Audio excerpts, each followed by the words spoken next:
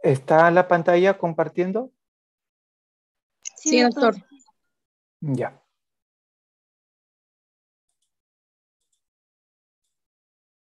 Muy bien, entonces empezamos con el tema de otitis externa. Es una infección que afecta la piel y los tejidos blandos del conducto auditivo externo y del pabellón auricular. Pueden haber muchos gérmenes causantes de esta infección, tanto bacterias, virus, hongos. Muchos factores predisponentes pueden generar esta infección: el calor, la humedad, el rascado, el uso de hisopos, pacientes que se meten llaves, que se meten ramas, el uso de jabones con pH alcalino. El pH ácido evita el crecimiento de gérmenes, de pseudomonas, por ejemplo. Los pacientes que usan prótesis auditivas, los que usan audífonos, ¿no? Entonces, esos pacientes están predispuestos, ¿no? Algún traumatismo o enfermedades de la piel también que afecten la piel del conducto auditivo externo, pacientes con diabetes, pacientes con psoriasis, pacientes con dermatitis alérgicas, etc. Los síntomas, casi todos los síntomas son comunes para la mayoría de las causas, ¿no? Enrojecimiento del conducto, comezón, dolor que puede ser espontáneo o al tocar el pabellón. A veces puede haber secreción purulenta. El conducto se va inflamando o se va llenando de secreción purulenta y eso puede ir generando estrechez del conducto y puede llevar a hipoacusia de tipo conductivo, ¿no? En algunos casos, inflamación de algún ganglio subauricular o retroauricular, y lo que no es tan frecuente, la presencia de fiebre. Entonces, podemos clasificarlas de acuerdo al agente causante, ¿no? Pueden ser bacterianas, micóticas, virales, ¿no? Dentro de las bacterianas, la necrotizante maligna o otitis externa maligna. Las bacterianas pueden ser de dos tipos: localizada o focalizada, donde se forma un forúnculo, o la otitis externa difusa, ¿ya? En aquella que es localizada, la característica principal es la presencia de un grano o de un forúnculo, sobre todo en la entrada del meato auditivo externo. Ese forúnculo generalmente se produce secundario a la infección de un folículo piloso, ¿no? O de alguna glándula sebácea del conducto auditivo externo, se obstruye la glándula y se puede incluso abscedar, ¿no? Se infecta y puede incluso abscedarse. El dolor es muy puntual, exquisito, puede producir hipoacusia porque el forúnculo tapa un poco el conducto, puede producir escozor, fiebre en menos frecuente, ¿ya? Pero la infección es localizada en ese punto nada más. Generalmente este tipo de otitis externa no es necesario tomar cultivo para iniciar el tratamiento, ¿ya? El tratamiento generalmente es tópico, local, medidas locales, gotas, alguna crema. Podemos utilizar algún analgésico bioral o sistémica. Si el dolor es muy fuerte, podemos utilizar algún corticoide, también oral o intramuscular.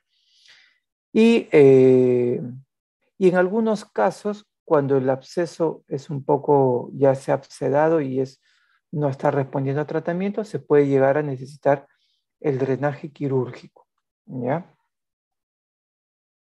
Entonces vemos acá en esta imagen un absceso en el piso del conducto, estrecha la entrada del meato auditivo externo. Acá vemos otro absceso en el piso del conducto, ¿ya?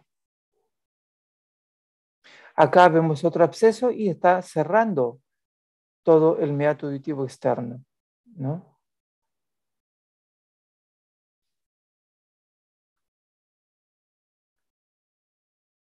Como tratamiento, lo que ya les había explicado, si vamos a utilizar de forma sistémica algún antibiótico, generalmente tenemos que utilizar algún antibiótico que cubra estafilococos, que es el germen más frecuente. En algunos casos puede ser pseudomonas, Entonces podemos utilizar una cefalosporina de primera generación, dicloxacilina y analgésicos. ¿Ya?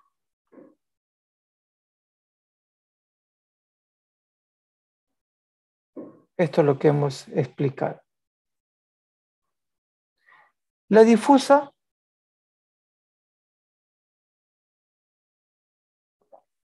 la diferencia con la focalizada es que el compromiso es de toda la piel del conducto, hasta el fondo del conducto, y se pueden formar microabscesos en toda la pared del conducto.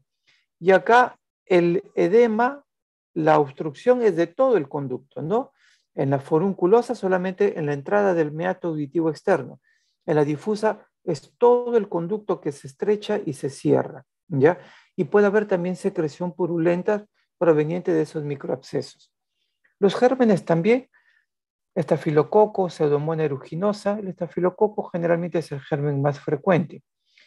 Y puede haber una coinfección, contaminación por hongos, ¿ya? Tampoco requiere cultivo, ¿no? Son gérmenes comunes, no requieren cultivo. Y el tratamiento es igual que en la focalizada, ¿no? Acá le podemos agregar aspiración de las secreciones, limpieza. Si no tenemos con qué aspirar, podemos utilizar fabricarnos algún hisopo con algún portaalgodón o con alguna pincita cocodrilo y limpiar la secreción que viene de adentro del conducto con mucho cuidado para no generar dolor. Y a medida que limpiamos o aspiramos, si tuviéramos aspirador, podemos aspirar. Podemos después aplicar de forma tópica.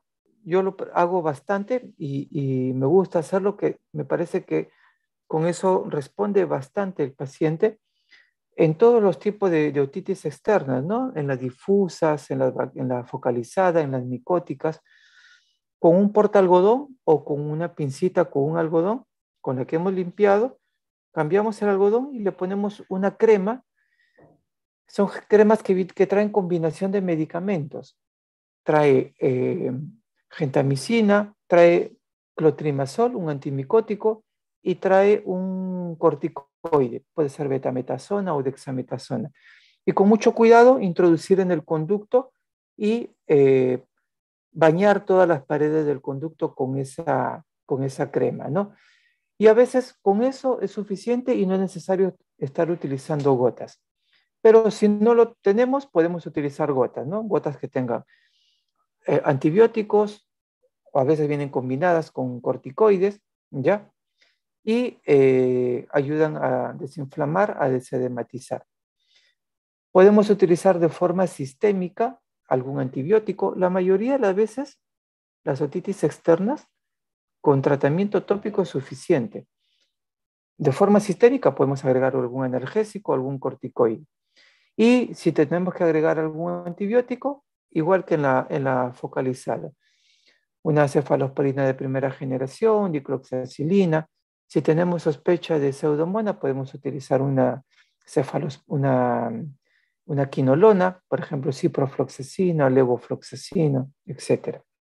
Eso ustedes, los antibióticos, ustedes van a ir aprendiendo a manejarlo a medida que van teniendo ya práctica clínica, ¿no? Práctica médica en su internado, en su serum, etcétera, ¿no? Entonces vemos acá el estrechamiento de todo el conducto con microabscesos, ¿no? ¿Ven? Acá cerrado todo el conducto. Y como les explicaba, ¿no? Con un portaalgodón o con una pincita cocodrilo y un algodoncito podemos hacer algún barrido y una limpieza de las secreciones.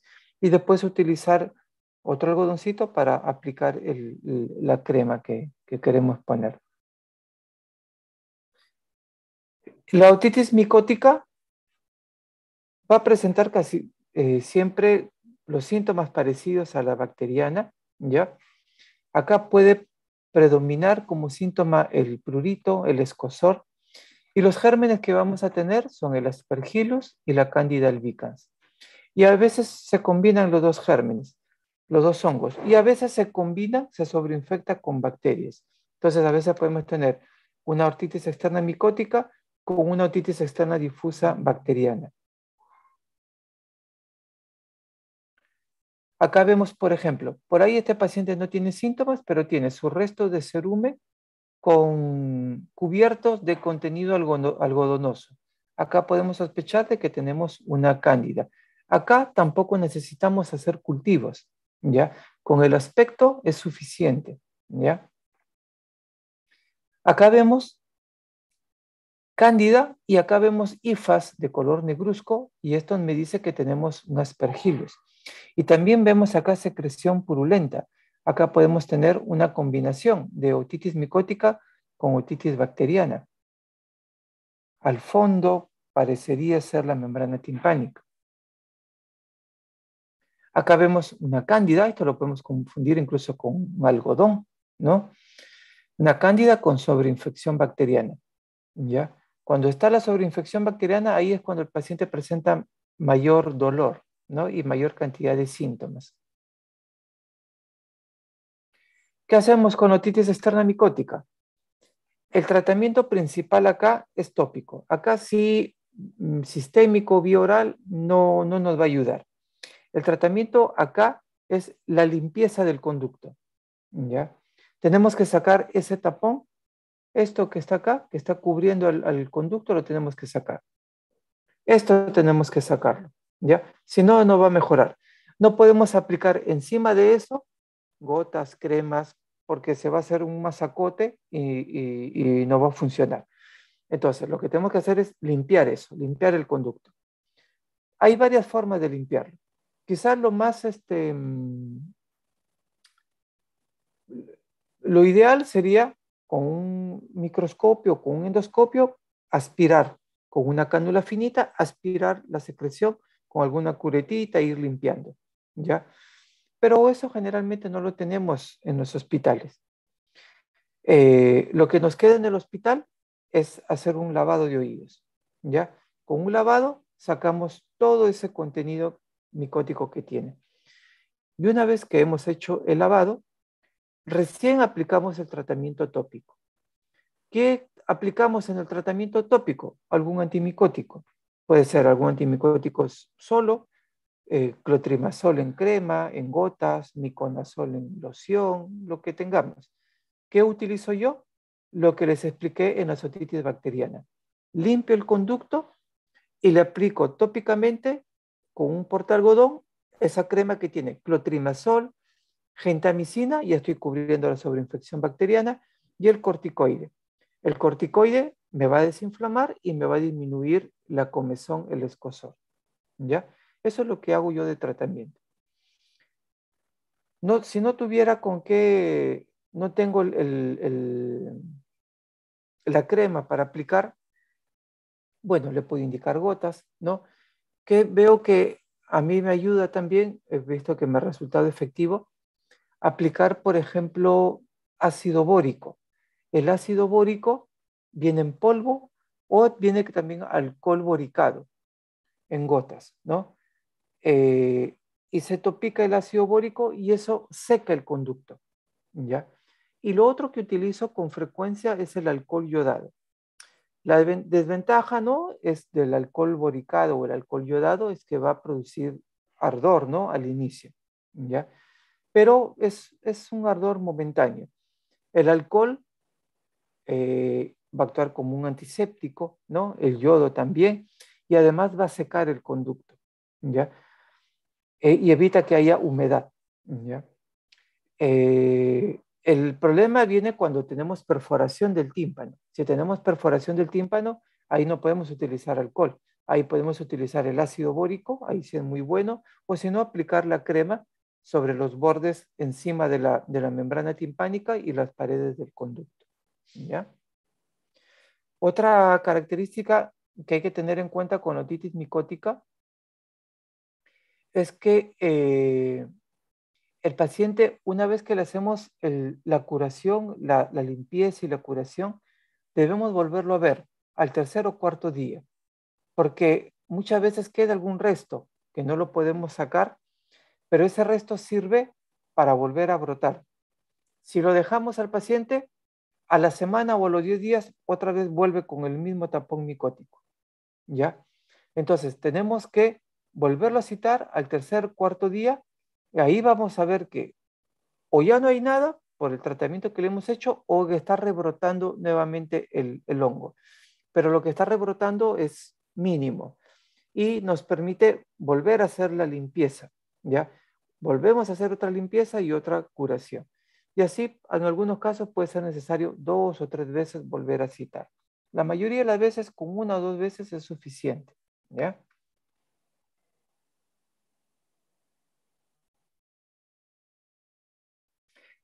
La otitis externa maligna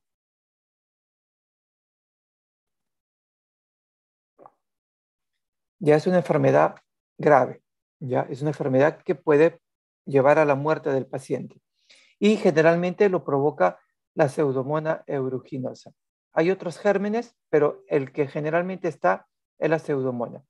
En estos casos sí es necesario hospitalizar al paciente, tomar muestras de la secreción, limpieza de los granulomas y se puede mandar anatomía patológica, pero sí acá sí hay que mandar a cultivo para tener un antibiograma, para saber con qué antibiótico tenemos que tratar a este germen.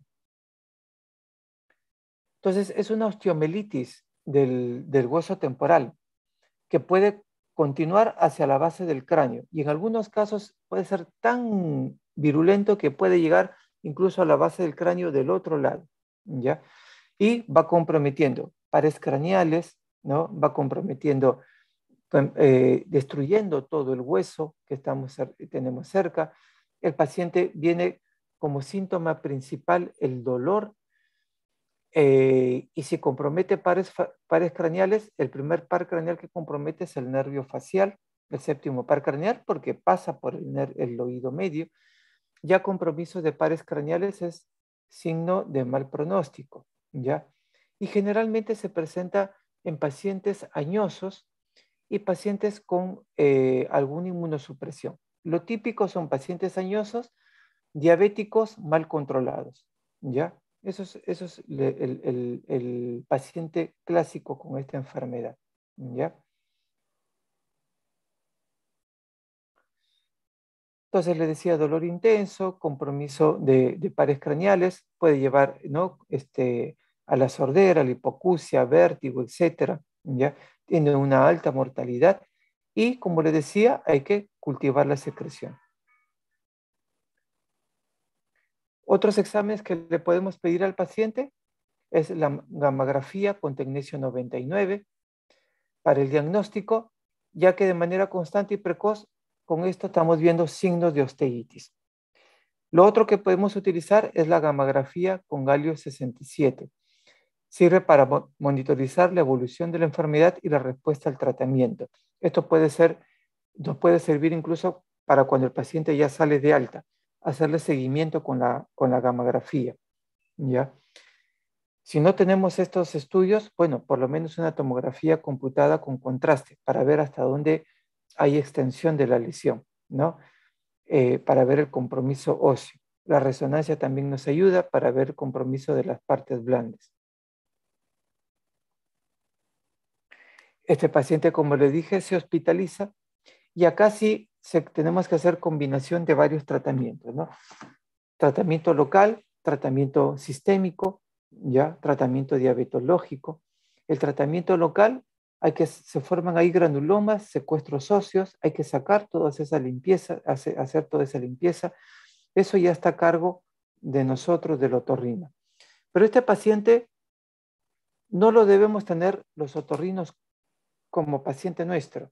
Nosotros tenemos que tenerlo al paciente parte del equipo multidisciplinario. Pero este paciente lo debe tener a cargo el médico internista, ¿ya? Y de ahí hacer la evaluación con infectología, endocrinología para el manejo de la diabetes, en algunos casos cirugía de cabeza y cuello, neurocirugía, etcétera, ¿ya? Pero en conjunto somos quienes manejan este tipo de pacientes, ¿no? En nuestro caso, la limpieza de las granulaciones, de los granulomas, las tomas de muestras, etcétera. Y aplicar de tratamiento tópico podemos utilizar gotas con antibiótico. ¿Qué antibióticos? Generalmente las quinolonas, ciprofloxacina o floxacino. Si no tenemos gotas óticas, acidificar el medio, acidificarlo con ácido bórico. La pseudomonas no crece en medio ácido, ya crece en medio alcalino. Entonces tenemos que echar el ácido bórico y acidificar. En algunos casos no se cuenta con nada, por lo menos gota de limón para acidificar el medio, ¿ya? Como tratamiento sistémico, antes de tener el antibiograma, un tratamiento empírico, ciprofloxacina, podemos utilizar ceftazidima, combinaciones con piperacilina, tazobactam, etc. ¿Ya? Y el tratamiento medicamentoso es de varias semanas, 4 semanas a 8 semanas, dependiendo de la evolución. ¿Con qué nosotros, cómo sabemos nosotros que el paciente está evolucionando bien? Porque, por ejemplo, le disminuye el dolor, la disminución del dolor es un buen signo, ya un buen síntoma y un buen signo, ¿no? Que nos dice que no hay, que está evolucionando bien. Y como medio de laboratorio, por ejemplo, la velocidad de sedimentación globular. Eso normalizándose nos indica que el paciente está evolucionando bien. Y una vez que eso ya tenemos normalizado, ya le podemos dar de alta y continuar de forma ambulatoria, sigue con antibióticos, generalmente la ciprofloxacina, ¿ya? ¿Hasta cuándo? Hasta que el centellograma con galio nos muestra de que ya no hay ningún resto de foco infeccioso, ¿ya?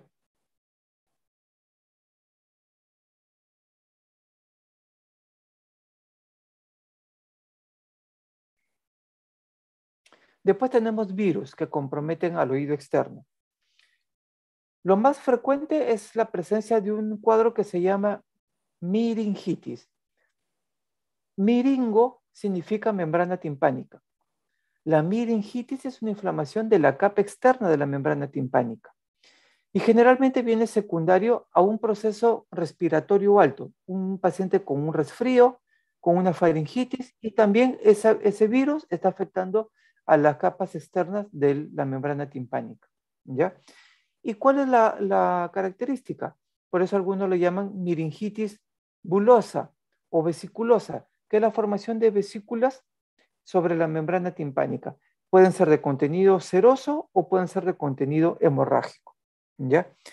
Acá como tratamiento es el tratamiento sintomático de un cuadro respiratorio alto viral, ¿ya? Analgésicos, descongestionantes y nada más.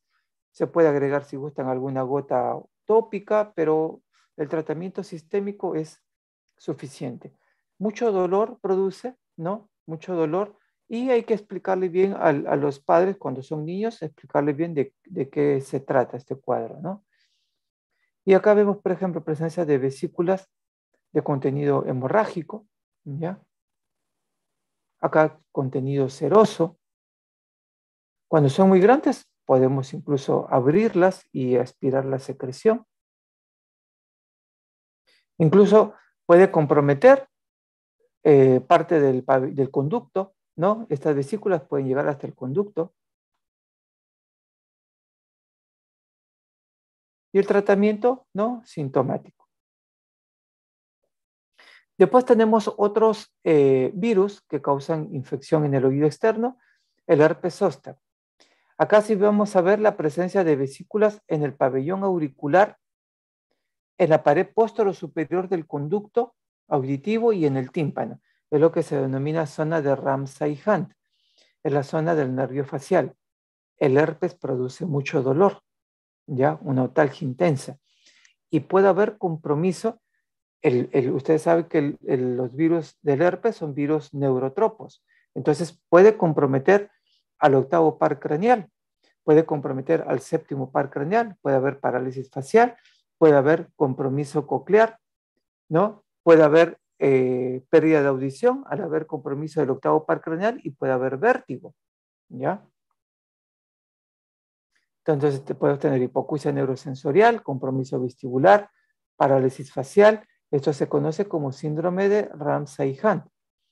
¿Qué utilizamos como tratamiento? Acá utilizamos el aciclovir a altas dosis, ¿no? 800 miligramos por dosis, ¿no? Hay que darle 5 dosis por día, es decir, cada 4 horas, ¿ya? Cuando hay compromiso de los pares craneales, podemos utilizar corticoides, ¿ya? Para desedematizar, sobre todo por cuando hay compromiso del nervio facial, porque el nervio facial pasa en el oído medio a través de un acueducto óseo. No está, si nosotros abrimos el oído medio, no lo vemos al nervio, vemos el acueducto óseo por donde pasa el nervio. Entonces, si se inflama el nervio facial, se hincha, no tiene a dónde distenderse porque está cubierto por hueso. Entonces, ahí tenemos que utilizar el corticoide para desedematizar, ¿ya? ¿Ven? Vesículas en el pabellón auricular, en la concha auricular, incluso en la región subauricular y en algunos casos también puede haber hasta compromiso ocular. Muy bien, esto con lo que es patología del oído externo. ¿Van bien?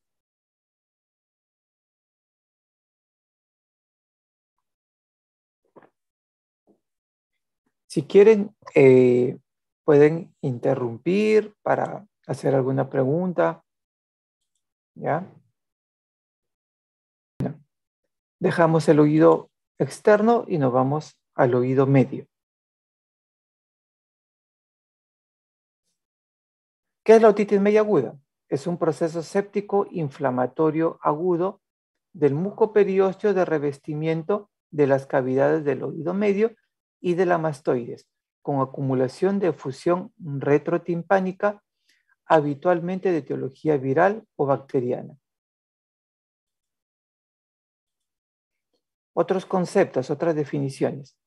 Otitis media con efusión, esto lo vamos a ver al final de la clase, es la inflamación del oído medio con líquido en la cavidad timpánica sin signos ni síntomas de infección aguda. Otitis media aguda recurrente, excepto otitis media, pero tenemos 3 o más episodios en los últimos 6 meses o 4 o más en el último año. La otitis supurada es un estadio de la otitis media aguda, presencia de pus en el oído medio, pudiendo perforarse la membrana timpánica, en un 5% aproximadamente de los casos, y genera drenaje espontáneo de pus al conducto auditivo externo. Entonces les repito esta definición. Proceso séptico inflamatorio agudo del mucoperiósteo, es decir, de la mucosa y del periósteo, que recubre al oído medio y las cavidades del oído medio, la mastoides, ¿ya? Con acumulación de efusión retrotimpánica. Efusión retrotimpánica es presencia de líquido detrás del tímpano. Nosotros hacemos una otoscopía y por transparencia podemos observar que detrás del tímpano puede haber líquido. Eso se lo llama efusión, ¿ya? Entonces, la otitis media aguda es inflamación de esa mucosa, ¿no? Y con presencia de efusión. Para el diagnóstico de otitis media aguda, ¿qué se requiere? Un inicio agudo de la enfermedad. Presencia de efusión, como decía la definición, y signos y síntomas de inflamación del oído medio. Elementos de definición de otitis media aguda son los siguientes. Reciente y usualmente abrupto inicio de los signos y síntomas, ¿no? Presencia de efusión, y la presencia de efusión, ¿cómo lo vamos a ver? ¿Qué es lo que nosotros nos dice que tenemos efusión en el oído medio? Abombamiento de la membrana timpánica, ausencia o movilidad de la membrana timpánica, esto lo podemos ver de diferentes métodos, presencia de nivel hidroaéreo detrás de la membrana timpánica, o se perforó la membrana timpánica y esa efusión empieza a salir y lo vamos a ver como otorrea. Todos estos 4 signos nos van a decir que tenemos líquido en el oído medio, ¿ya? ¿Y cuáles son los signos y síntomas que me dicen que hay una inflamación aguda en el oído medio? eritema de la membrana timpánica, hago una otoscopía y veo la membrana timpánica roja, ¿ya? Y lo otro es la presencia de dolor, ¿ya? Entonces, repitiendo un poco, traduciendo lo que decía en la diapositiva anterior, inicio rápido de signos y síntomas de inflamación del oído medio con efusión o derrame del oído medio. ¿Qué es lo que me indica que hay efusión en el oído medio? Abombamiento de la membrana, motilidad ausente o limitada de la membrana, nivel hidroaéreo y otorrea. ¿Y cuáles son los síntomas y signos que me dicen que hay una infección del oído medio aguda, eritema de la membrana timpánica y dolor, otalgia? Una pregunta, disculpe. Dime. ¿Se puede ver el nivel hidroaéreo ahí en la membrana timpánica? ¿Cómo se puede ver el nivel hidroaéreo? ¿Eso es lo que me preguntas? Sí. Sí, a través de la otoscopía. A través de la otoscopía se ve, la membrana timpánica no es transparente, no es un vidrio, ¿no? Pero tiene una transparencia, tiene un color perlado y tiene una transparencia que permite ver algunas estructuras del oído medio. Entonces, a través de la otoscopía vemos ese nivel hidroaéreo. Vemos líquido debajo y aire encima. O vemos a veces presencia de burbujas, ¿ya? Ahora vamos a ver algunas imágenes, ¿ya? De frente con la otoscopía, o podemos utilizar una otoscopía neumática.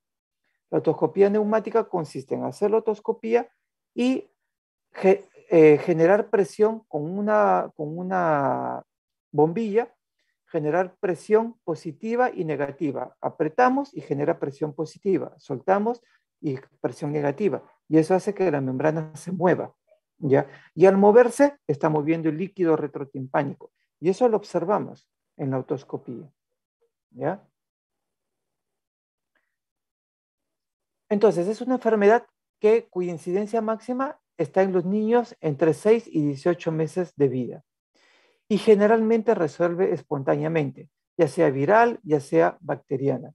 Generalmente resuelve espontáneamente. Es poco frecuente antes de los 6 meses de edad, ya dada la protección por la lactancia materna. El uso de vacunas conjugadas para el neumococo ha disminuido la incidencia de otitis media aguda, pero ha producido cambios en la microbiología de la enfermedad. Entonces, un poco para que recuerden, pabellón auricular, oído externo, membrana timpánica, ¿no? Esta es la membrana timpánica, oído medio. El oído medio se comunica a través de la trompa de Eustaquio con la rinofaringe. En el oído medio tenemos martillo, yunque, estribo. A través del estribo nos comunicamos con el oído interno encargado de la audición y del equilibrio. Y cuando habla de la definición de inflamación del muco periósteo de revestimiento del oído medio, es todo el periósteo que recubre esto, y de las cavidades del oído medio. Esto es la mastoides, esto que vemos como panal de abeja, es la mastoides.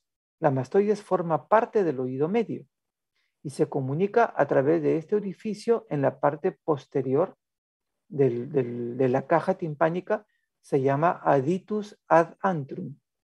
La mastoides es, ustedes se tocan la apófisis mastoides detrás del pabellón auricular, eso es la apófisis mastoides y eso está lleno de celdas aireadas, ¿ya? Y eso se comunica con el oído medio, ¿ya?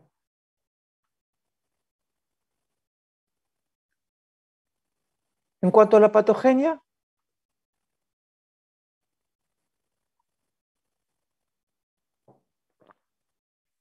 está ocasionada luego de una infección de vías respiratorias altas, en el 90% de los casos, que origina una nasofaringitis, ¿sí? Una inflamación de las vías altas y afecta a la trompa de Eustaquio. Esto lleva a una presión negativa en el oído medio y esto a su vez a una succión de las secreciones de la nasofaringe al oído medio. El curso inicial es de origen viral, seguido de bacterias superpuestas. ¿Qué factores pueden favorecer? factores genéticos, fumador pasivo, la enfermedad por reflujo gastroesofágico. Y la etiología, generalmente es viral, como habíamos dicho, y dentro de las causas bacterianas, el más frecuente, a pesar de las vacunas, sigue siendo el neumococo. Le sigue en frecuencia el Haemophilus influenzae. El Haemophilus es productor de una enfermedad bilateral de casos recurrentes y de conjuntivitis, lo que se llama síndrome otitis conjuntivitis, ¿ya? Le siguen en frecuencia la Branamela catarrhalis, que es productora de beta-lactamasas. Y sigue en frecuencia estreptococos beta hemolíticos, estafilococos, gram negativos, pseudomonas, etc. ¿Qué son las beta-lactamasas? ¿Ustedes saben qué son las beta-lactamasas?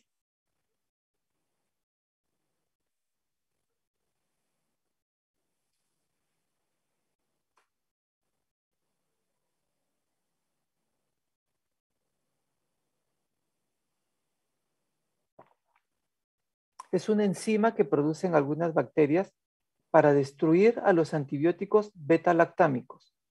Antibióticos beta-lactámicos, la penicilina y sus derivados, ¿no? Amoxicilinas, ampicilina, cefalosporinas, ¿ya? Son antibióticos beta-lactámicos. Entonces, algunas de estas bacterias producen esa enzima e inhiben la acción de esos antibióticos.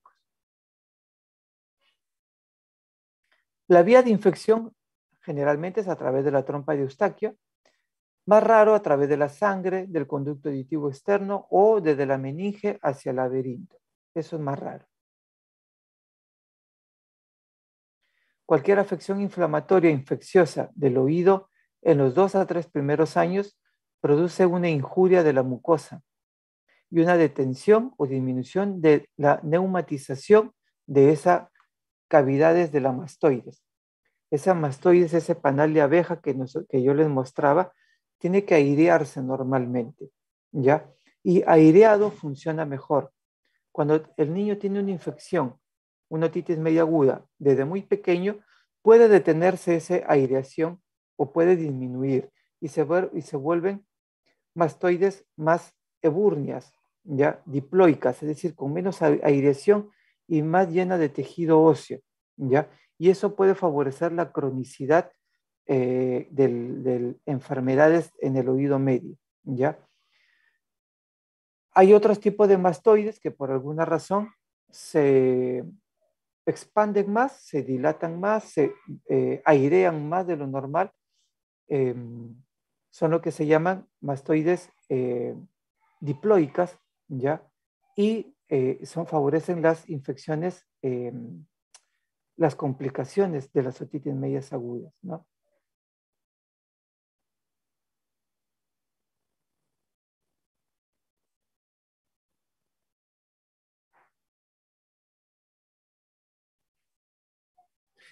¿Qué es lo que pasa con la trompa de Eustaquio? La trompa de Eustaquio se produce, va madurando durante el tiempo, ¿no? Y la maduración final llega a los 8 años. ¿Por qué en los niños es más frecuente la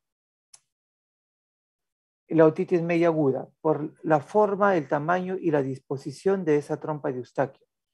Generalmente es una trompa de Eustaquio más corta, más horizontal, más ancha, y favorece eso la entrada de gérmenes de la rinofaringe.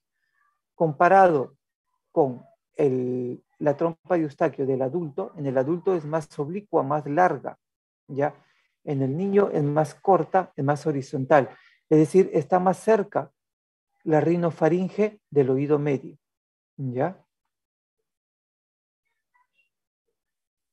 ¿Y cómo va evolucionando esta enfermedad?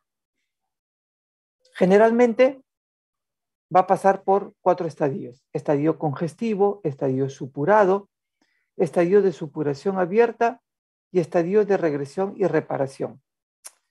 No es necesario que pase por todos los estadios. Puede quedarse en estadio congestivo, puede pasar de estadio congestivo a supurado y ahí se cura, ¿no? O puede pasar a todos los estadios, ¿no? A los que siempre llegan es el estadio de regresión y reparación, ¿no? El estadio congestivo o de iniciación es el primer estadio donde predomina la hiperemia, la congestión de la membrana timpánica. Se ven los vasos radiados, el mango del martillo congestivo, una membrana blanco-amarillenta, ¿no? Dolor, malestar general, hipoacusia de tipo conductivo, ¿sí? Y fiebre, ¿ya? Los 4 síntomas básicos de la otitis media aguda son el dolor, la hipoacusia, la fiebre y la otorrea, ¿ya?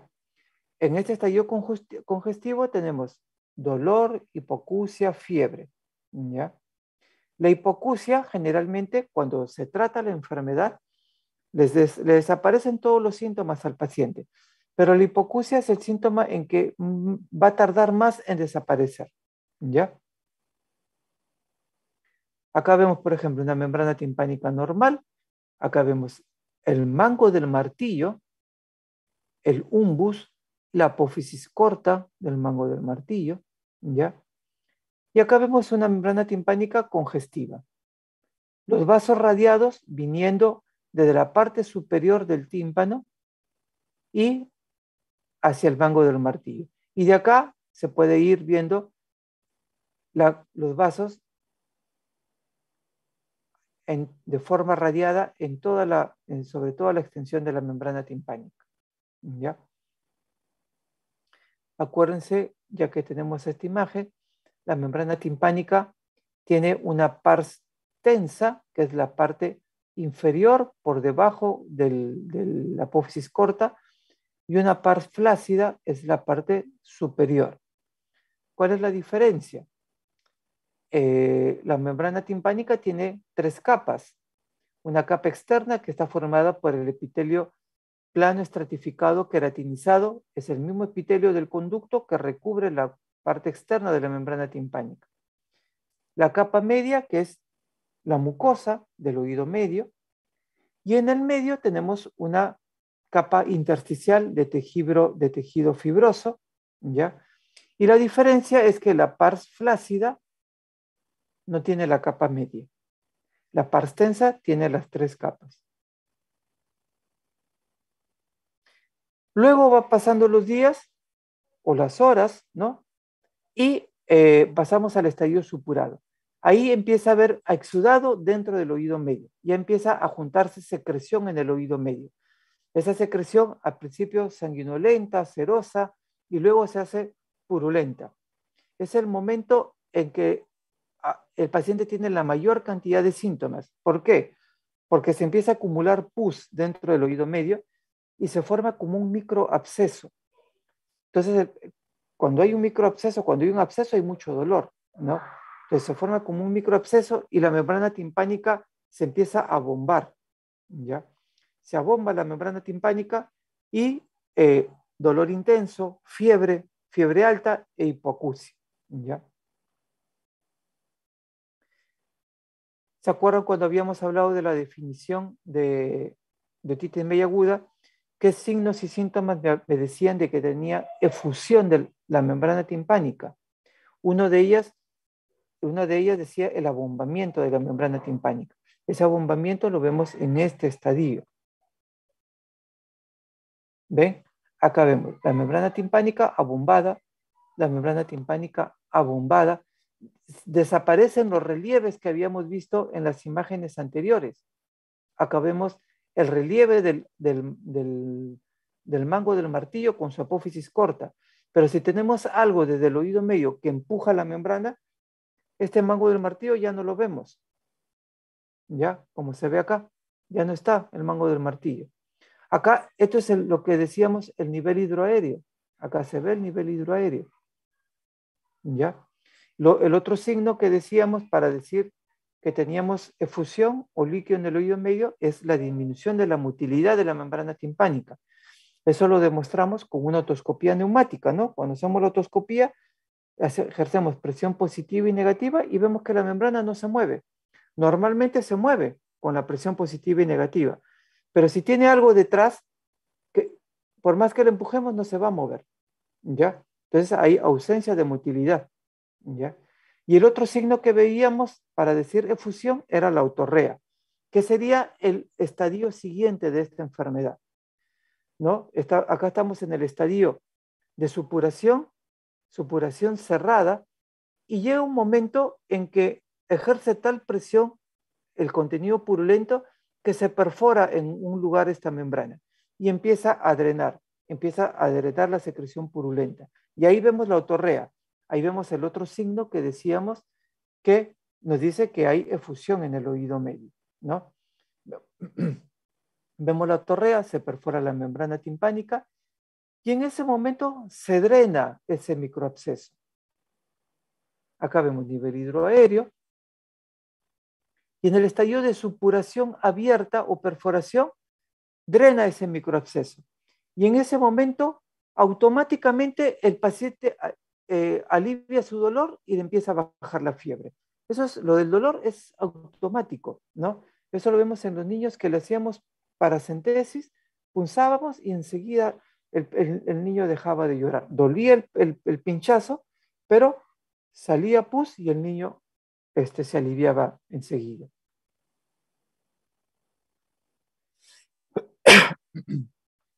Entonces se produce una perforación espontánea, ¿no? Y esa perforación se cierra espontáneamente también. Vemos la perforación y se cierra espontáneamente. Es decir, el oído se restituye, se produce el estadio de regresión y reparación. Después de una otitis media aguda, el oído se restituye ad integrum. Recupera todo, recupera su función auditiva, recupera todo, ¿no?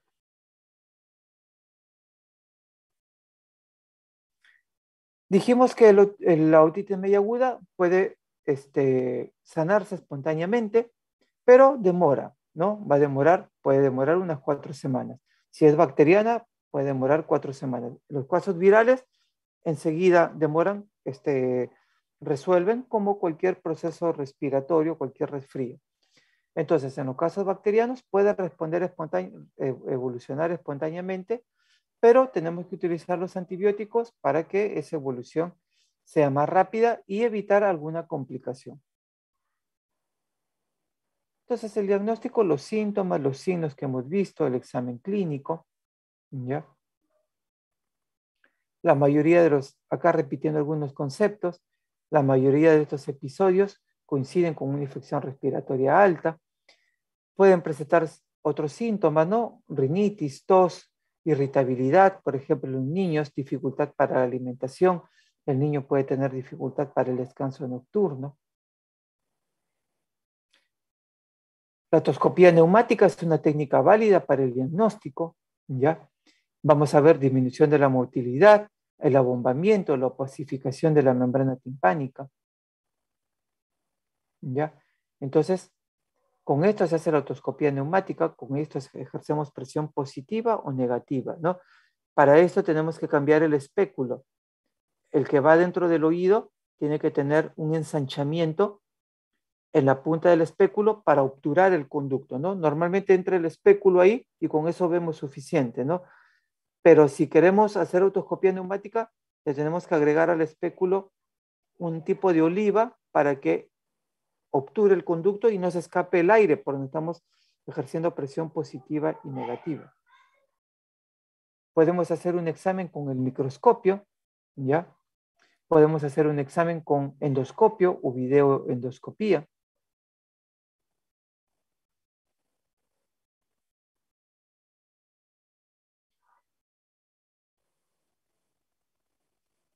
Y tratamiento. ¿Qué hacemos con el tratamiento? Veamos. En niños mayores de 2 años con buen estado general, no es preciso iniciar antibiótico en el momento del diagnóstico. El tratamiento antibiótico, iniciar el momento del diagnóstico, el tratamiento antibiótico. Esto se puede diferir 2 o 3 días. Podemos esperar 2 o 3 días. Y recién a los 2 o 3 días, recién ahí se puede iniciar el antibiótico en caso de que persistan los síntomas. ¿Ya? Acá hay una salvedad. Para esto que lo vamos a ver en el cuadro siguiente. Yo voy a esperar, voy a tomar esta decisión de observación si yo lo puedo observar. ¿Qué quiere decir que lo pueda observar? Que el niño pueda retornar a su control a los 2 o 3 días. Por ahí, en un medio del primer mundo, donde el acceso a salud es más fácil, se puede seguir esto. Por ahí en algún consultorio particular, algún familiar, ¿no? Que tenemos contacto, ¿no? O sea, a los 2 o 3 días te puede llamar, ¿no? O te puede ir a ver de vuelta. Pero en un medio hospitalario, cuando el paciente está viniendo desde, no sé, desde muy lejos y ha demorado 2 horas en llegar, es difícil tener ese cuadro de observación a los 2 o 3 días, porque por ahí no puede regresar, ¿ya? Entonces, eso hay que tenerlo en cuenta si vamos a decidir darle o no antibiótico. Entonces, este esquema les va a servir para saber si vamos a utilizar o no antibiótico. ¿Qué tenemos que tener en cuenta? Si el diagnóstico es certero o si tenemos dudas con el diagnóstico. Y muchas veces tenemos dudas con el diagnóstico, incluso nosotros los otorrinos, ¿ya? Y lo otro que tenemos que tener en cuenta es la edad. Y acá se divide en 3 rangos de edad. Menores de 6 meses, de 6 meses a 2 años y mayores de 2 años. Mayores de 2 años entra estos niños que decíamos, niños mayores de 2 años con buen estado general, ¿ya? Ese concepto lo podemos poner acá, ¿ya? ¿Qué pasa con los niños menores de 6 meses? Tenemos un niño menor de 6 meses con fiebre, irritabilidad, falta de descanso nocturno. Por ahí no te dice que le duele el oído, porque no lo sabe expresar, pero tiene congestión, secreción nasal, ¿no? No se alimenta bien. Ese niño, sepamos o no sepamos que tiene otitis media aguda, lo estamos sospechando, se está tocando el oído, sospechamos de que tiene otitis media aguda, a ese niño le tenemos que dar antibiótico, ¿ya? Estemos seguros o no de que tenga una otitis media aguda, ¿ya? Si estamos hablando de sospecha de otitis media aguda, ¿ya? No vamos a darle, pues, si vemos que tiene una apendicitis, una infección urinaria, y eso es otro tema, ¿no? Pero si el niño en un contexto con congestión de vías aéreas superiores, fiebre alta, mal estado general, se toca el oído, no estamos seguros de, puede ser una otitis media aguda, pero no lo podemos revisar bien, no tenemos el aparato, o el oído está con cera, sospechamos que probablemente esté con otitis media aguda, a ese niño hay que darle antibiótico, ¿ya? ¿Qué pasa entre los 6 meses y 2 años de edad? Acá sí ya entra en juego, ¿no? La certeza o no de tener el diagnóstico adecuado. Si tenemos un niño de 6 meses y 2 años de edad y sabemos que tiene una otitis media aguda, le damos antibiótico. Ahora, el problema es cuando acá sí no estamos seguros si tiene otitis media aguda. Y acá sí tenemos que valorar el estado general del paciente. Si es una enfermedad severa o si es una enfermedad leve, ¿ya? Si es una enfermedad severa, le damos antibiótico, aunque tengamos dudas, aunque no le podamos ver bien el oído, ¿ya? El niño ya puede decir, ya se puede tocar el oído, ya puede decir que le duele el oído, ¿no? Pero no se lo podemos observar porque está cubierto de cera o lo que vemos, el niño está llorando y capaz que el tímpano se pone rojo por el llanto y no por la otitis media, ¿ya? Entonces a ese niño nos confunde un poco la imagen, ¿no? Pero tiene una enfermedad severa, o sea, ¿qué es enfermedad severa? Fiebre mayor de 39 y otalgia intensa. Entonces a ese niño le damos antibiótico. Pero si ese niño estamos en duda de darle antibiótico, pero lo vemos corriendo, lo vemos jugando, comiendo normal, bueno, este niño, mire, no estoy seguro de que tiene una otitis media aguda y no lo veo tan mal, podemos darle analgésicos y observarlo en 2 o 3 días, ¿ya? Eso de observarlo, recuerden que es de acuerdo a la posibilidad de volverlo a observar, ¿ya? Si tiene la posibilidad. Ahora, si es un niño mayor de 2 años, aplicamos el mismo criterio, ¿no? Sabemos que es una otitis media aguda, aplicamos el mismo criterio que acá, ¿ya? Si es una enfermedad severa, le damos antibiótico. Si es algo leve, observación. Pero si no estamos seguros del diagnóstico, entonces acá lo podemos tener en observación, ¿ya? ¿Por qué todo esta?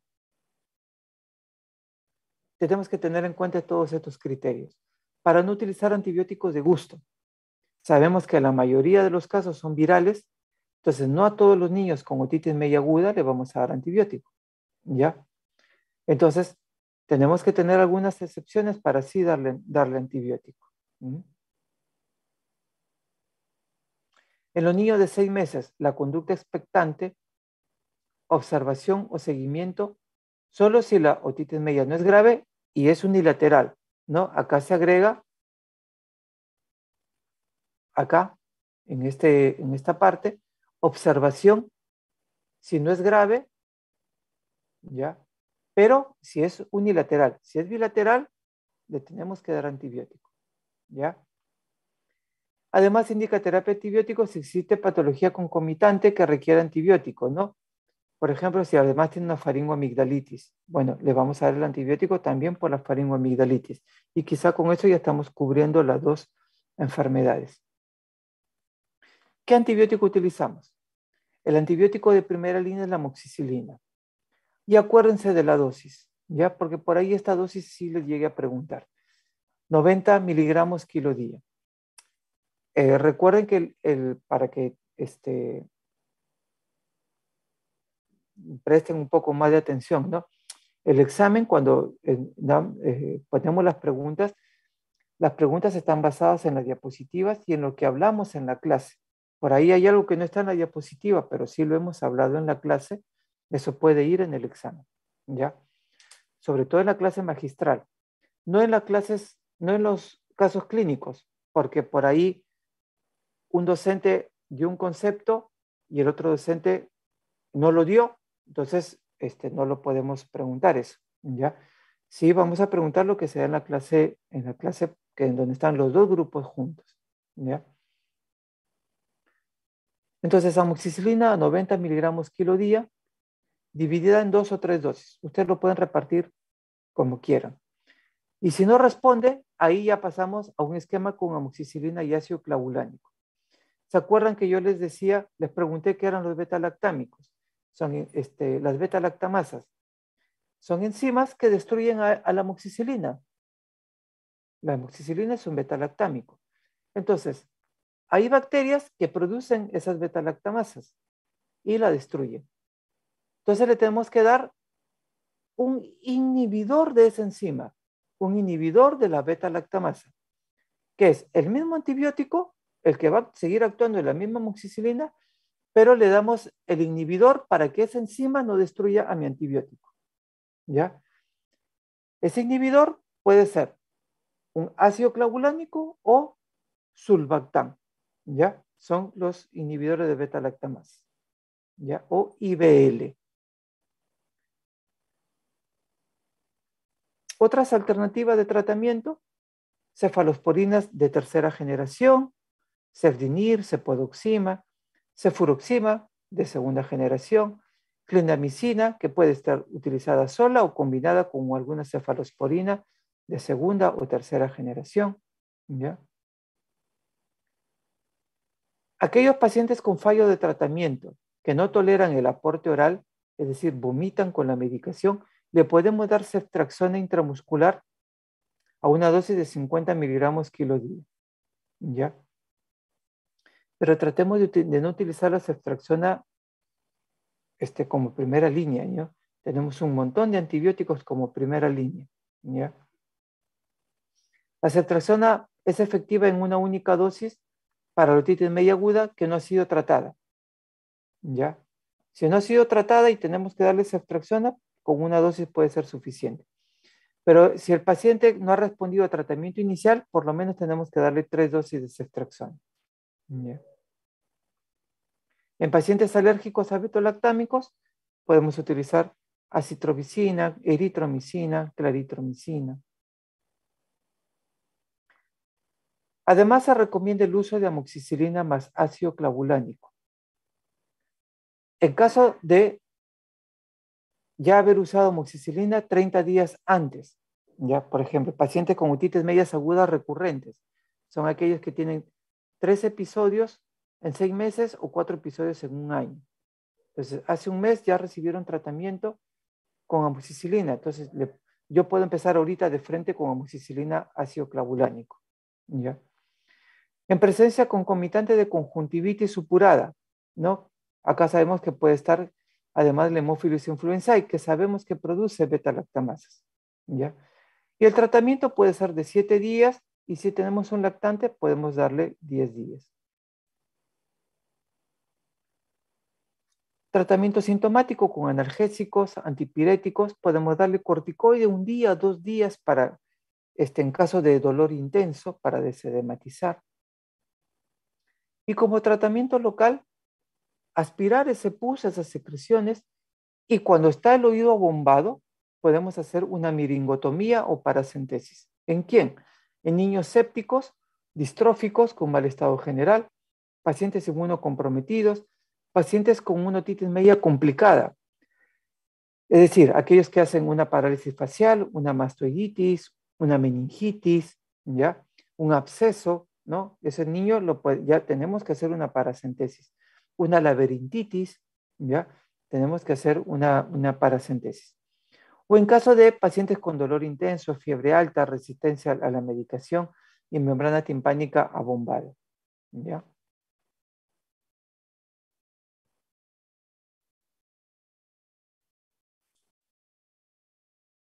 Ya.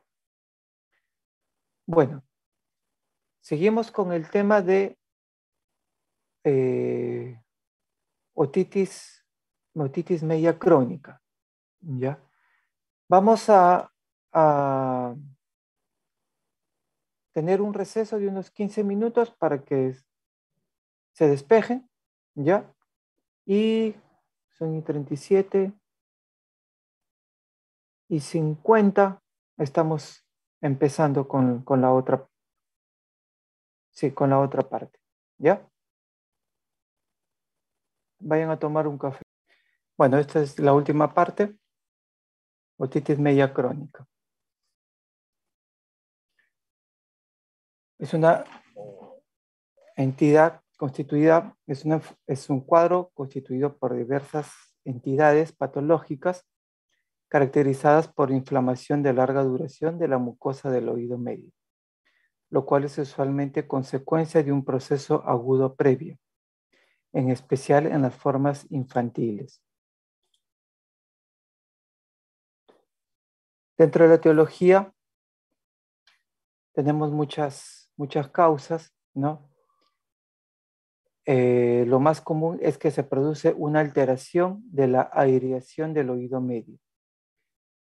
¿Y qué es lo que produce una alteración de la aireación del oído medio? Cuando hay un trastorno a nivel de la trompa de Eustaquio. Generalmente, casi todos los trastornos infecciosos o inflamatorios, agudos o crónicos del oído medio, es por algo a nivel de la trompa de Eustaquio. Como hemos visto en otitis media aguda, se produce una infección de vías respiratorias altas, eso edematiza la mucosa de la trompa de Eustaquio, se produce presión negativa en el oído medio, etc. Y lo mismo acá, en otitis media crónica, alguna alteración en la trompa de Eustaquio lleva a la cronicidad del oído, ¿no?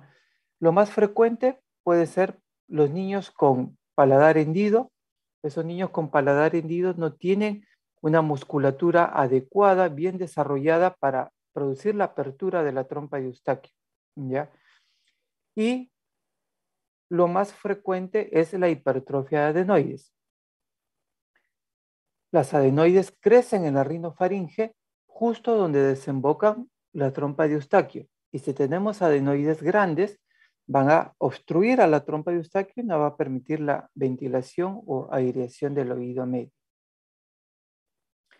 Como gérmenes, acá puede ser algo polimicrobiano y predomina la Pseudomonas aeruginosa y pueden haber los gérmenes respiratorios también, ya lo que hemos visto, el neumococo, el Haemophilus, Branamela, Moraxella.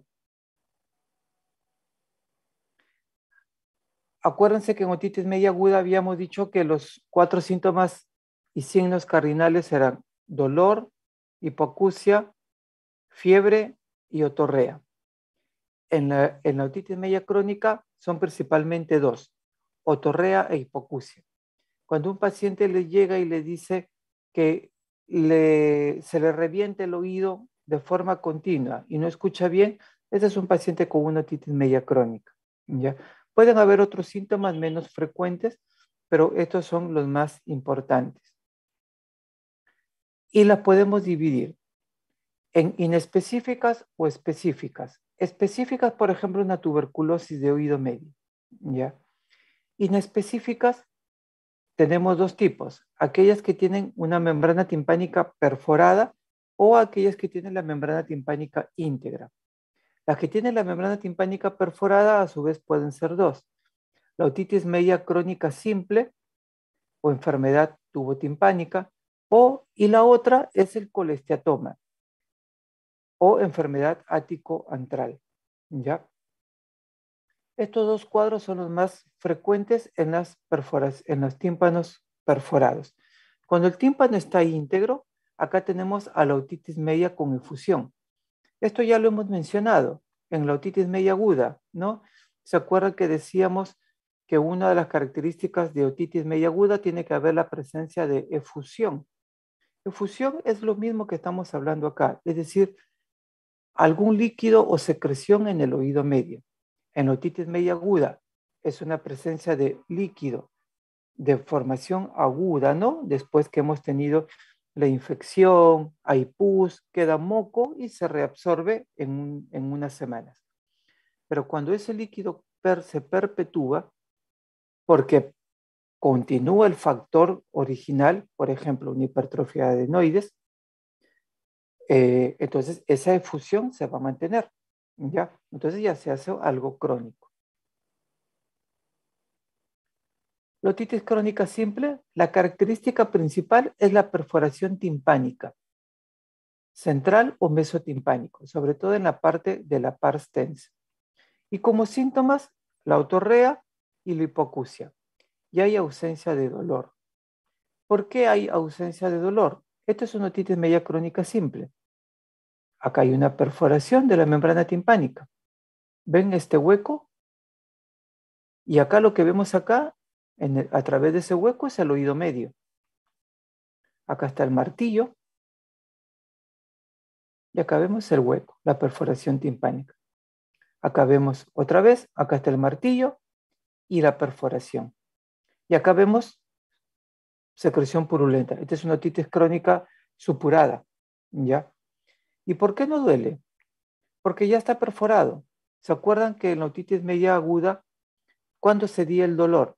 En el estadio de supuración abierta, cuando después de tener el máximo dolor en el estadio de supuración cerrada, se perforaba y ahí bajaba el dolor y la fiebre, ¿no? Pero esto ya está perforado. Entonces, por eso no hay retención de pus en el oído medio y por eso no duele prácticamente, ¿ya? Acá vemos otra perforación. Esta es una perforación simple, acá no está inflamado, no está infectado. Y la característica que es mesotimpánico. Mesotimpánico significa que está rodeado de borde timpánico, ¿ya?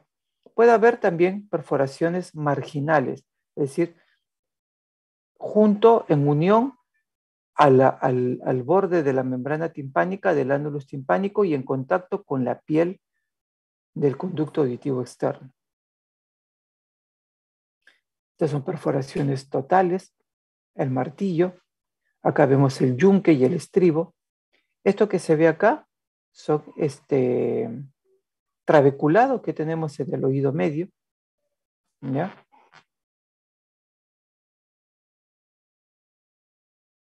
Y es una enfermedad común, ¿no es cierto? Es bastante frecuente en lugares con hacinamiento, etcétera, ¿no?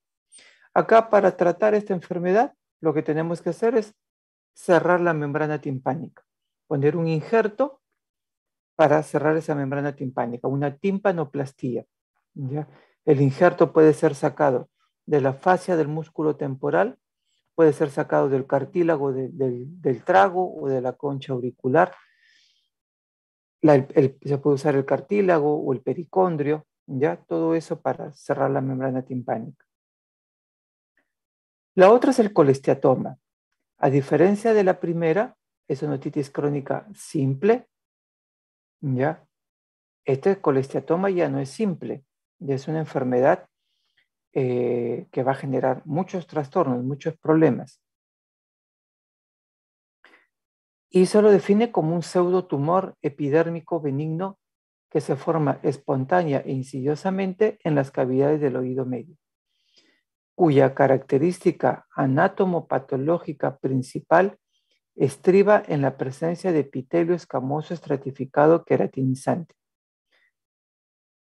Es decir, es la piel que teníamos en el conducto auditivo externo o en la capa externa de la membrana timpánica, por algún mecanismo se ha metido al oído medio, ¿ya? Y esa piel empieza a crecer. Es un pseudotumor porque no es cancerígeno, ¿ya? No es maligno, sino que es piel que está creciendo dentro del oído medio, pero se comporta pues como un tumor porque va creciendo ahí adentro del oído medio, ¿ya?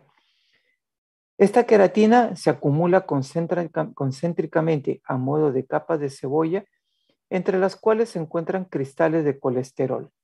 Por eso el nombre de colesteatoma, ¿ya? Hay varias teorías que dicen por qué se forma el colesteatoma.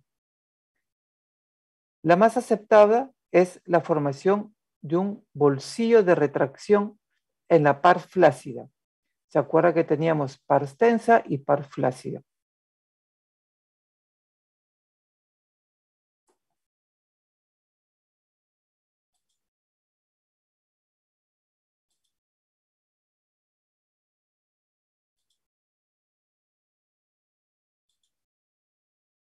Acá tenemos la membrana timpánica. Acá el oído medio y la trompa de Eustaquio. Acá tenemos el conducto auditivo externo y el pabellón auricular. ¿Se entiende el esquema? Sí, doctor.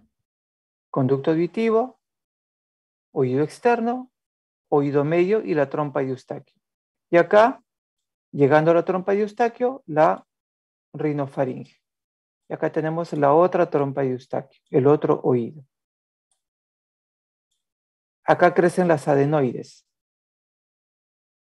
que tienen todos los niños. Pero si estas adenoides crecen mucho, obstruye la trompa de Eustaquio, entonces no permite la aireación del oído medio.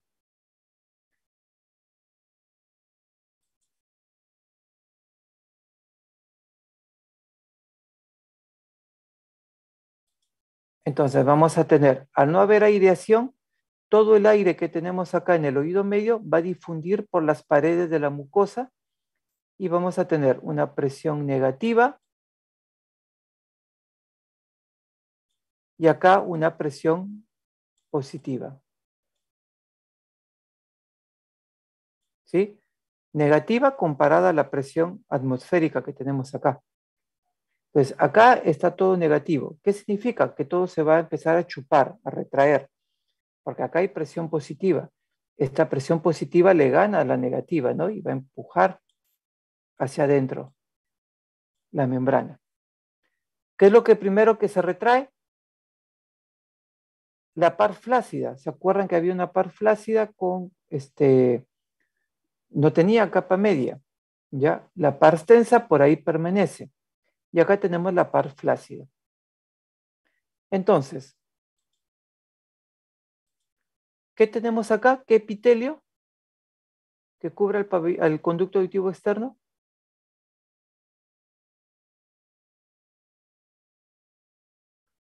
Epitelio plano estratificado queratinizado. La capa externa de la membrana timpánica ¿Qué epitelio es? Epitelio plano estratificado queratinizado. Igualito. Pero acá se forma un bolsillo. Normalmente este epitelio descama, ¿no? Y se va eliminando junto con el cerumen y se va autolimpiando. Pero acá dentro del bolsillo es difícil que ese epitelio se autolimpie, porque no tiene por dónde salir y se acumula. La presión negativa continúa. Entonces, este bolsillo sigue creciendo y se sigue acumulando epitelio hasta que crece de tal modo que se rompe esta membrana y ingresa todo el epitelio al oído medio. Y tenemos el colesteatoma dentro del oído medio. ¿Ya? Y esa es una de las teorías que piensa por qué se ha metido colesteatoma al oído medio, por qué se ha originado. ¿Ya? Y ya dentro del oído medio, este epitelio libera sus enzimas, citoquinas, etcétera, y empieza a crecer y empieza a erosionar hueso y empieza a destruir martillo, yunque, estribo, empieza a destruir el acueducto óseo del nervio facial, puede producir parálisis facial, empieza a destruir el techo del tímpano, de la caja timpánica y comunicarse con la fosa cerebral media y puede comunicarse con la meninge y favorecer meningitis, puede entrar hacia el oído interno, puede decir fístulas perilinfáticas, producir vértigo, producir sordera, ¿ya? Entonces, esto ya no es simple comparado a la otitis media crónica simple. Esto ya es una enfermedad más grave, más seria.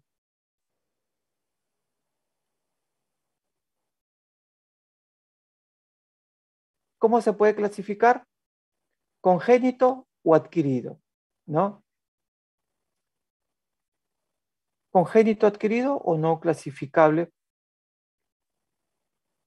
El congénito es aquel que por alguna razón quedó tejido epidérmico dentro del oído medio en la de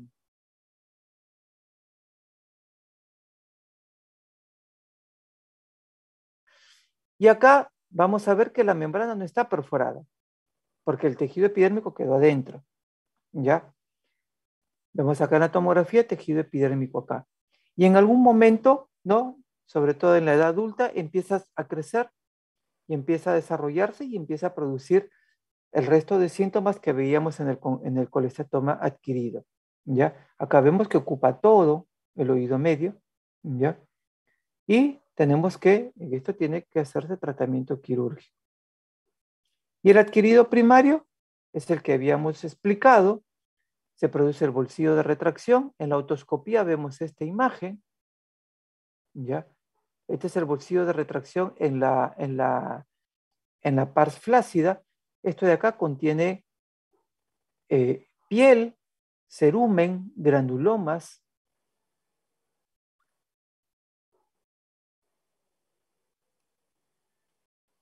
Si limpiamos esa piel, podemos ver acá el bolsillo. ¿Ya? Ya estamos viendo que se ha erosionado todo este hueso. Normalmente tenemos que ver el conducto de la membrana timpánica terminado acá, pero acá ya se está erosionando este hueso. ¿Ven? Ya empieza a destruir ahí el hueso. Y acá el mismo esquema. Y podemos observar así. Acá tenemos que aspirar esto, sacar esto y ver que nos encontramos detrás de todo esto. Acá vemos la parte inferior del martillo, pero a veces puede ser que saquemos todo esto y no encontremos cabeza del martillo, ni yunque, no encontramos nada. Como por ejemplo en estos casos, acá vemos un colesteatoma que ya ha destruido toda el amastoides, toda la mastoide, incluso no tenemos techo del tímpano. Miren acá, no tenemos estructuras.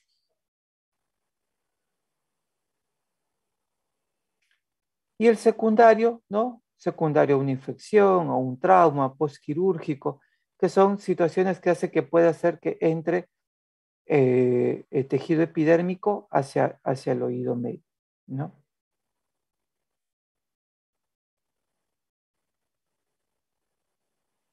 Entonces los síntomas, más o menos los que venía explicándoles, ¿no?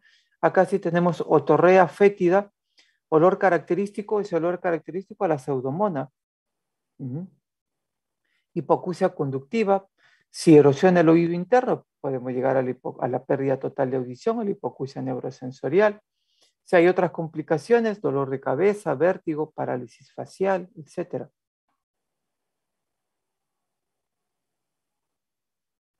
Complicaciones extracraneales, parálisis facial, fístula laberíntica, laberintitis, abscesos posauriculares, abscesos cigomáticos, destrucciones de la pared del conducto, destrucciones del techo, otitis adhesivas.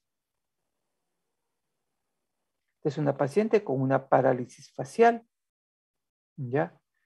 Se contrae todo este lado, no se contrae el otro lado. Complicaciones intracraneales, meningitis, absceso epidural, subdural, abscesos cerebrales, trombosis del seno cavernoso, del seno, perdón, del seno sigmoides, hidrocefalia otítica, herniaciones cerebrales adentro de la mastoides porque se pierde todo el soporte óseo del techo del tímpano. Y el diagnóstico, la historia clínica, el examen otomicroscópico y la tomografía ocasional para el diagnóstico, nos va a servir, sí nos va a servir para ver la extensión de la lesión y hacer la programación quirúrgica. Acá tenemos que aspirar las secreciones, limpiar, sacar los granulomas, acidificar con ácido bórico. Podemos utilizar gotas con quinolona, ciprofloxacina o floxacina. Vía oral podemos utilizar una quinolona, ciprofloxacina, levofloxacina. Y el tratamiento quirúrgico, la timpanoplastía en la otitis crónica simple, la mastoidectomía en la otitis, en el colesteatoma.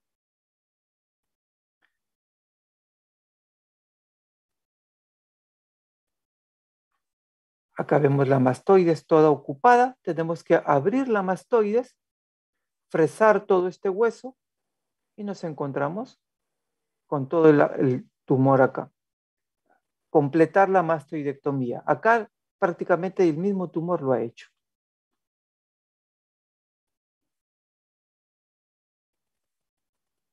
Y acá vemos por vía retroauricular, se abre el músculo temporal, se rebate todo hacia adelante y se abre toda la cortical que cubre la mastoides. Y llegamos hasta la mastoides. Acá aparecería estar el canal semicircular externo, ¿ya? El oído medio. Esto puede ser el nervio facial. Y acá vemos colesteatoma.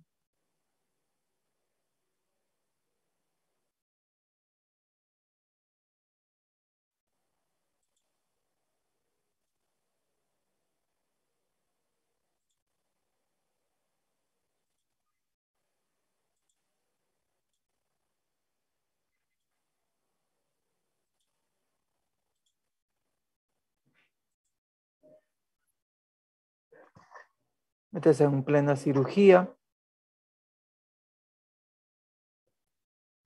Ya está todo fresado, toda la mastoides.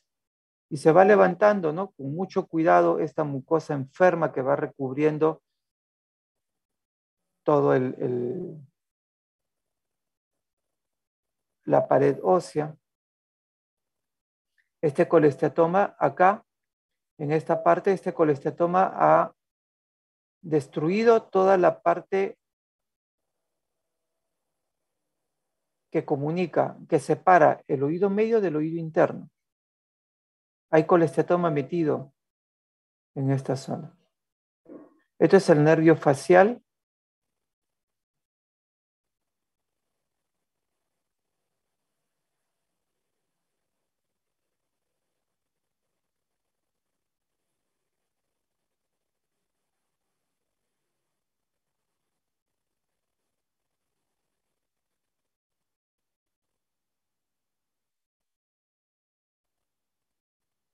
Esta paciente está sorda. Ya el oído interno está destruido. El mismo colesteatoma le destruyó el oído.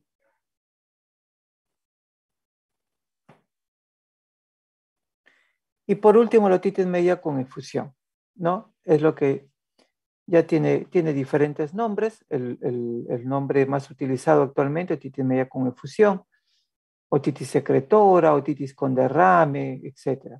Otitis serosa, mucosa, son los otros nombres frecuentes que tiene. ¿No? Acumulación de líquido, como les había dicho, generalmente secundario a continuación de una otitis media aguda. La mayoría de los niños son menores de 4 años de edad. Puede ser este líquido un líquido seroso, ¿no? Un trasudado. Y en los casos crónicos, este líquido se puede ser un líquido ya más espeso, ya es un líquido que queda ahí acumulado, se forma un gluear. Y generalmente, ¿no? Como les había dicho, por alteraciones de la presión a nivel del oído medio, por alteración de la trompa de Eustaquio. Este es el músculo tensor del velo palatino, que es el músculo que abre la trompa de Eustaquio. En los pacientes con fisura del paladar no tienen esta inserción, no tienen este músculo, entonces la trompa de Eustaquio permanece cerrada y al permanecer cerrada lleva a estas patologías. Puede ser aguda, ¿no? Es aquella que se presenta inicialmente después de una otitis media aguda, pasa por subaguda y en las crónicas es cuando ya tenemos los pacientes donde la causa persiste, como el paciente con hipertrofia de adenoides o con fisura de paladar. ¿No? Esta es una diapositiva repetida inicialmente.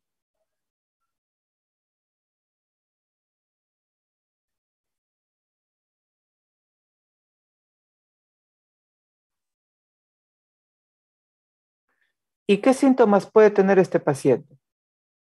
Hipoacusia unilateral o bilateral, conductiva, fluctuante y que empeora con los cuadros agudos de las vías aéreas superiores.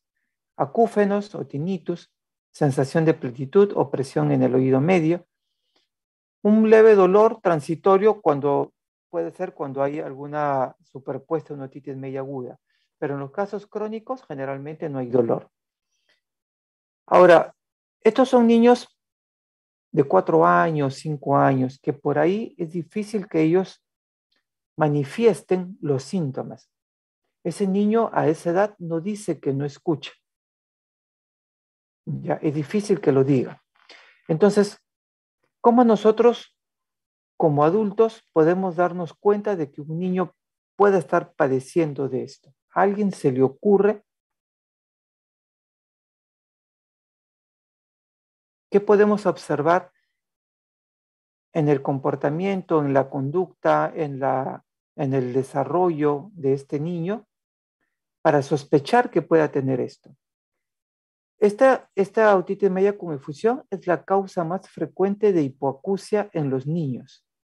¿Ya? Si un niño tiene hipoacusia, lo más frecuente es por esto. Entonces, es una patología que la debemos pensar. ¿Y cuándo la debemos pensar? ¿Cuándo creen ustedes? Si a alguien se le ocurre cuándo deberíamos pensarlo.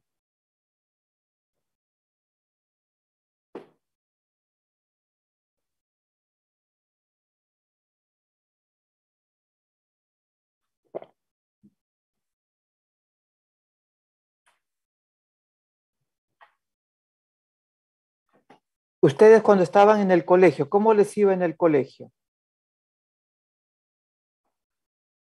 En primaria. ¿Alguna vez alguno ha repetido de año? ¿O alguna vez en primaria alguno ha tenido problemas con algún curso o con varios cursos? No, doctor. De repente no, Bueno, como usted menciona, bajo rendimiento escolar. También, exacto. doctor, puede ser en menores Los más niños, pequeños que no reaccionen a sonidos fuertes, cerca de ellos, podría ser también. Lo que produce una hipoacusia no es una hipoacusia severa. Generalmente son hipoacusias leves, moderadas un poco. No son hipoacusias muy importantes, pero es suficiente para que el niño, por ejemplo, esté distraído. ¿Ya? Entonces, esos niños generalmente tienen bajo rendimiento escolar. ¿Ya? Entonces, un niño con bajo rendimiento escolar, hay que pensar en esto. Y por ahí tiene agregado otras cosas que los padres no se han dado cuenta. Por ahí tiene agregado una hipertrofia de adenoides. ¿Y qué síntoma principal tiene el niño con hipertrofia de adenoides? Ronquido. Y a veces tenemos la idea errónea de que el niño que ronca, qué rico que duerme, ¿no? Porque está roncando. O el adulto, qué rico que duerme. No, el ronquido es patológico, ¿ya? En niños o adultos. Entonces, un paciente con ronquido en un niño, tenemos que pensar lo más frecuente una hipertrofia de adenoides. Entonces, tenemos por ahí un niño que ronca y un niño con bajo rendimiento escolar. Entonces, capaz que tiene una hipertrofia de adenoides y tiene, a causa de esa hipertrofia de adenoides, otitis media con infusión, moco en el oído, y eso le lleva a una hipoacusia conductiva. Entonces, al tener hipoacusia conductiva, tiene bajo rendimiento escolar, está en el salón distraído, por ahí lo catalogan como TDA, ¿cómo se llama? TDA, trastornos de... Sí, atención. ¿cómo se llama? Trastorno de atención, de Déficit de hiperactividad, atención. Ujú. ¿no? E hiperactividad, TDAH. TDAH, ¿no es cierto? Y por ahí no escucha. Por ahí el problema es que no escucha. Y el niño está distraído, no hace caso, porque, y no es porque tenga ese trastorno, sino porque no escucha. ¿Ya?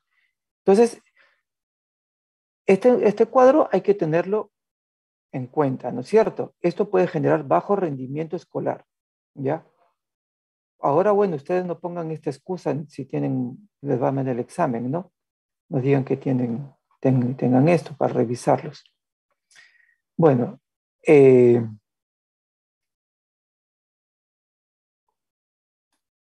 diagnóstico, ¿cómo lo hacemos? Con otoscopía, lotomicroscopía. Acá nos valemos de la otoscopía neumática. Acá vamos a ver, ¿no?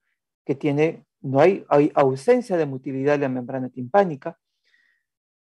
Por ahí más sofisticado es el uso de la timpanometría, que es un aparatito que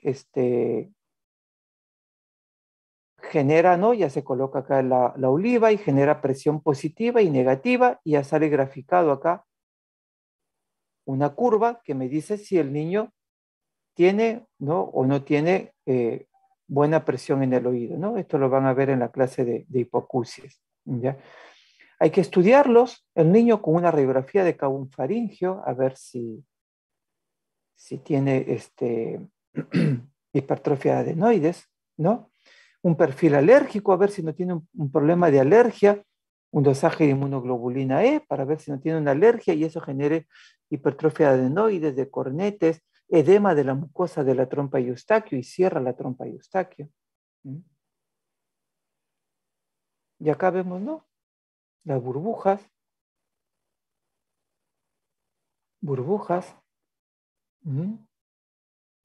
Y acá ya no vemos burbujas, pero ya vemos un líquido con un tímpano con pérdida de transparencia, y acá ya vemos un líquido más espeso, ¿no? Igual acá. Acá la presión negativa persiste, y al haber presión negativa me está chupando a todo el tímpano, todo llevando el tímpano hacia el oído medio, generando una retracción o atelectasia. ¿Ya? Vemos muy marcado acá el apófisis corta, el martillo, y acá vemos incluso la articulación de yunque con estribo. Normalmente no se ve, ¿no? Acá incluso parecería que estuviera pegada la membrana a esa articulación, y eso ya no es normal.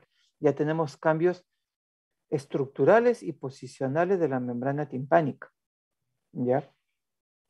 ¿Ven? Ya se forma un líquido así espeso, glue air, ¿no? Glue de goma. ¿Y qué tratamiento le damos acá? Tratamiento médico, corticoides entre signos de interrogación, porque en realidad lo que se indica es la observación. Si es después de una otitis media aguda, tenemos que explicar a los padres que este cuadro va a desaparecer y observarlo, ¿no? Ahora, a veces llega el paciente, es un paciente crónico, ¿no? Ya en el paciente crónico ya tomamos otras conductas, ¿no? Pero si es después de un cuadro agudo, esperamos, ¿no? Esperamos. ¿Cuánto podemos esperar? 3 meses. Si a los 3 meses continúa con el moco, pero todavía la audición está conservada y no vemos esos cambios posicionales y estructurales, podemos seguir observando, ¿ya? Hasta unos 6 meses. Ya después de los 6 meses, ya no, ya tenemos que hacer el tratamiento quirúrgico, ¿ya? Igual en los cuadros crónicos, ya tenemos que hacer tratamiento quirúrgico. Corticoides en signo de interrogación, a veces uno se tienta, ¿no?, a darle al paciente, ¿no?, en la etapa aguda, un corticoide vía oral para desedematizar la trompa de Eustaquio, ¿ya?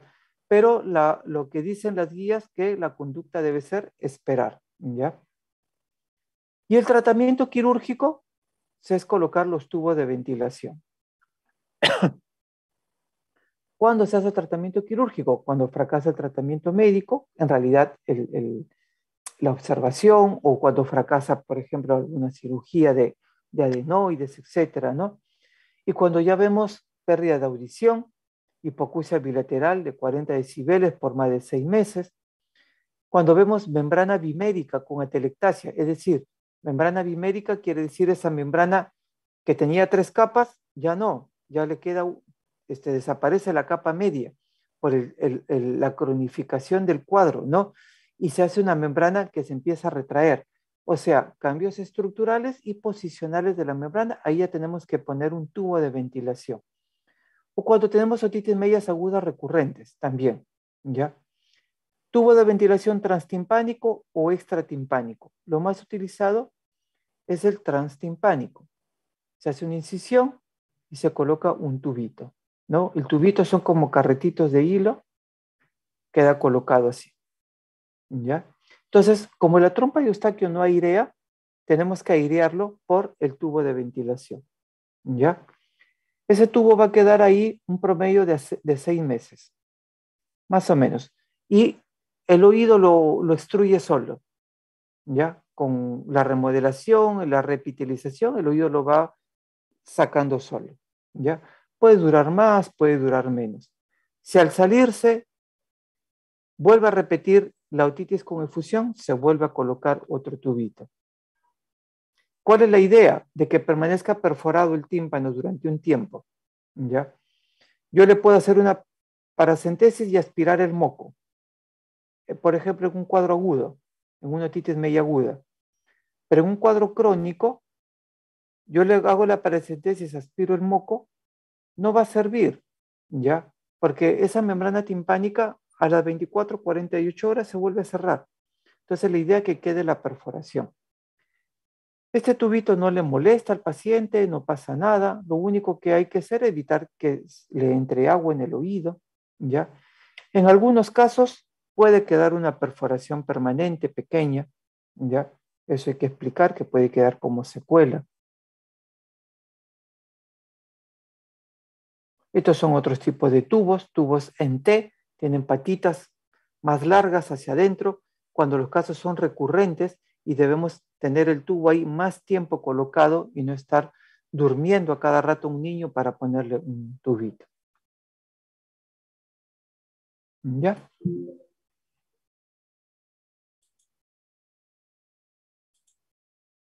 ¿Alguna pregunta?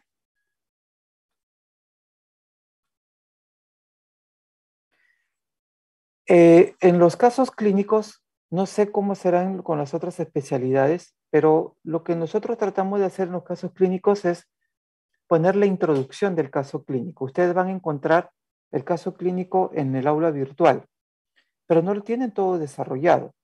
Tienen una introducción, puede ser una diapositiva, 2, que habla la parte inicial de cómo llega el paciente, etc. Y después vienen las preguntas. Hasta ahí tienen.